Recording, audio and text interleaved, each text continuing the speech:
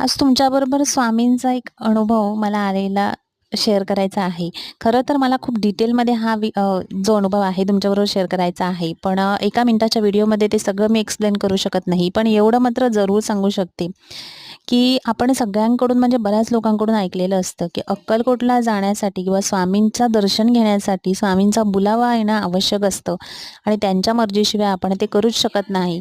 ह्या गोष्टीची खरं सांगू का, मी सुद्धा एक साक्षीदार बनली आहे आज. कारण ह्याच्यापूर्वी वर्षभर आम्ही पूर्ण वर्षभर प्लॅनिंग करत होतो. जशा-जशा मुलांना सुट्ट्या पडतायत तशा आम्ही प्लॅन करत होतो अक्कलकोटला जाण्यासाठी. पण कितीही ठरवलं, किती अरेंजमेंट केली तरीही जाणं होत नव्हतं. काही कारणाने ते कॅन्सल होऊन जात होतं आणि आज असं काहीही ठरलेलं नसताना अचानक कसा योग आला. तर ह्याचा व्हिडिओ तर मला करायला भेटला नाही कारण खूप गडबडीत झालेल्या होत्या या सगळ्या गोष्टी. पण तुमच्याबरोबर हा अनुभव मात्र नक्की शेअर करीन.